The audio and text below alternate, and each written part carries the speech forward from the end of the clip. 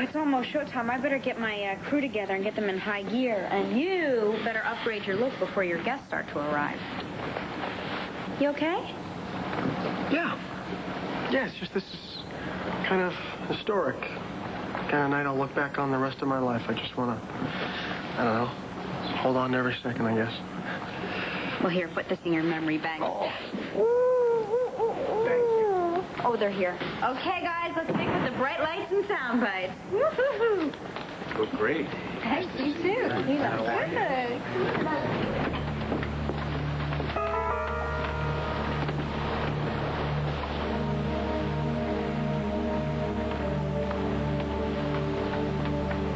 Excuse the intrusion, Brooke. Could I have a word in private? Whatever you have to say, you can say it in front of Edmund and Laura. I just wanted you to know, or be forewarned that I've been invited to attend Ryan Lavery's party tonight. Yes? Well, Reverend Taylor had planned to go as liaison between Good Shepherd and the teen pregnancy program, and he's come down with the flu, so he asked me to go in his place. What does that have to do with me? If my presence makes you uncomfortable, I'll say my regrets. What you do is no concern of mine. And I think it would be selfish if we let our personal differences get in the way of a worthy cause. If it's not a problem, I'll see you tonight.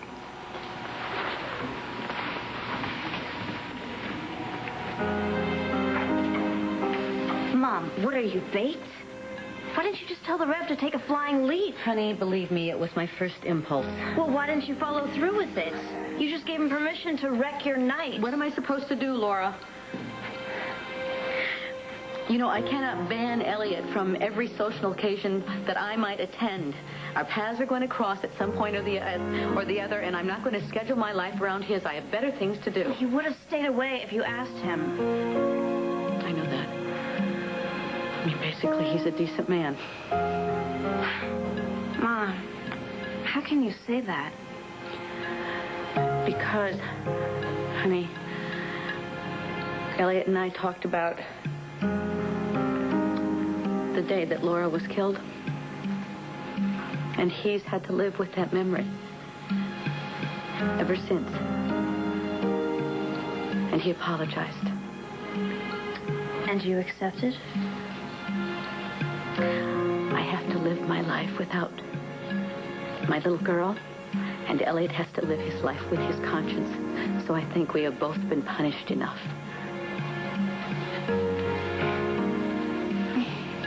I could never be you. You're too good. All right, I have to go and get changed. I'll catch up with you guys at the party. Okay.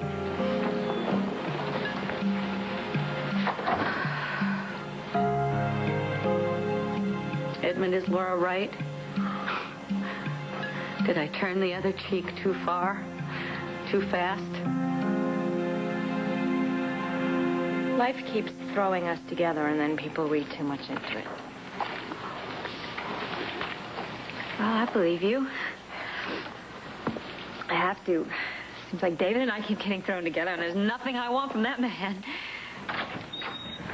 So, the evening over yet? Hi, I just said that. We're going to have to work on our enthusiasm. You look beautiful. Thank you. Want to remind me why we're going to this glorified clam bake? It's for Jake and for his fundraiser, you know, his program. Yeah. Hey, that's right. And if you forgot your checkbook, we take plastic. Sure. My goodness, are you gorgeous or what? I can vouch for the girls, but I don't think you and I are taking home any prizes. Hey, you can speak for yourself. I'm going home with this one. And that's plenty of consolation for me. Let me fix that. Oh.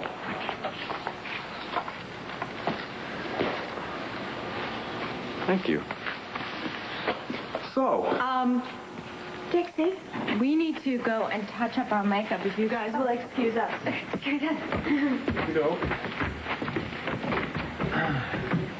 Listen, I owe you one, okay? I'm sorry about what I said last night. Forget it. No, I can't. You know how much you mean to me, and I was a a prize jerk. You were just trying to straighten me out about this thing between Hayward and Dixie, and I was so insecure I just completely overreacted.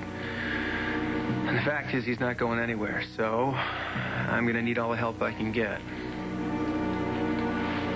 You told me last night that you were addicted to me. Well, then I'm just going to have to detox. I'm going to have to just quit you cold turkey. Look at me. I am shaking just like I was when I was coming off my addiction to pain meds. That is because I am in your system, Erica. You can't deny me. Well, that's certainly how I felt last night. That's exactly how I felt last night, David. Like I had been drugged. And I had no control over myself. I was a slave to my impulses. I just had to have you.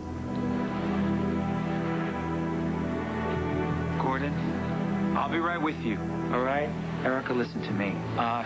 What you need to do is you just go home, okay? Soak in a warm bath and get yourself up for the big party tonight. I don't want to be up. And I want you to keep your distance, David. I mean that. There will be no repeat performance from last night. Not ever.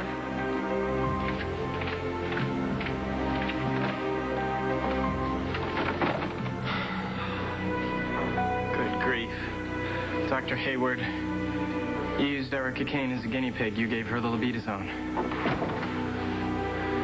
If you value your job, Gordon, you'll keep your suspicions to yourself.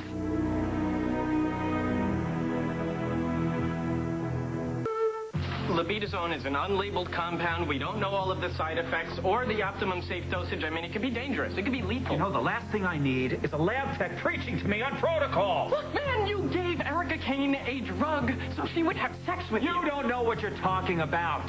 Erica's libido doesn't need a turbocharge. She can't keep her hands off me. What? I heard what she said. She wants you to stay away from her. I think that's a good idea. You know, and you can finish your research without my help. Gordon! If you plan on telling anybody about these ridiculous suspicions and these experiments, I'm warning you. I will take you down with me. I didn't do anything. Well, you didn't do anything. Oh, come on. Don't be so modest, Gordo. You did the lab work. You gave the drug the biggest bang for its buck. If you go running to Joe Martin, I will insist on sharing credit. And that includes sharing a cell at Statesville.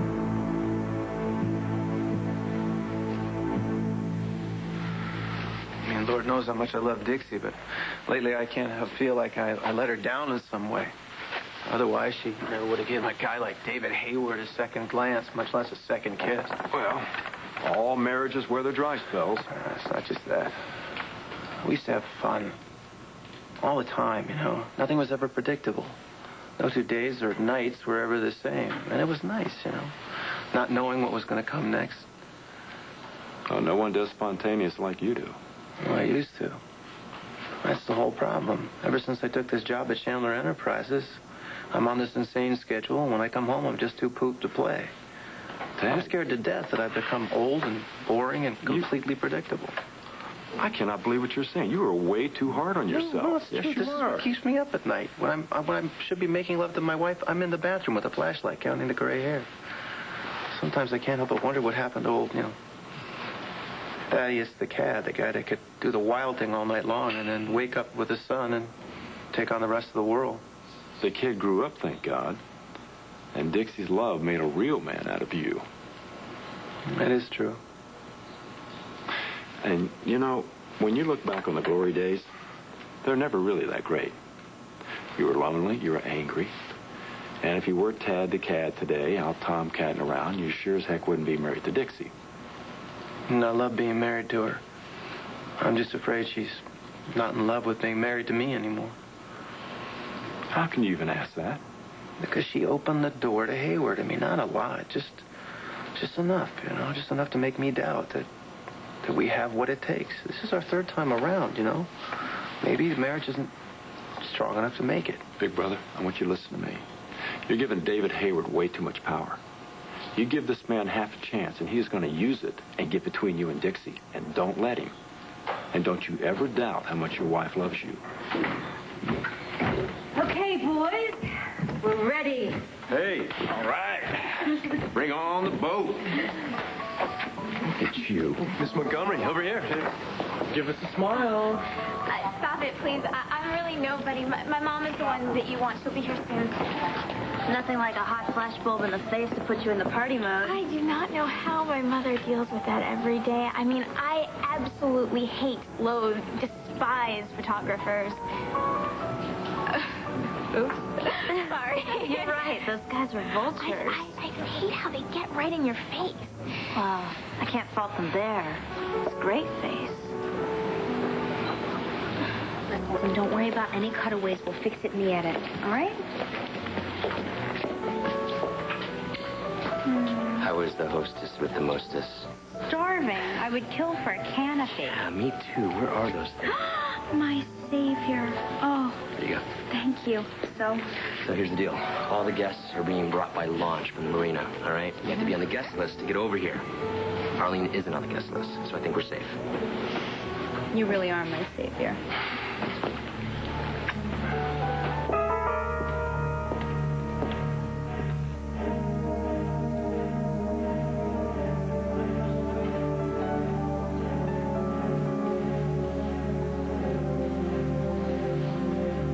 Look at them. They think they're on the ship of dreams.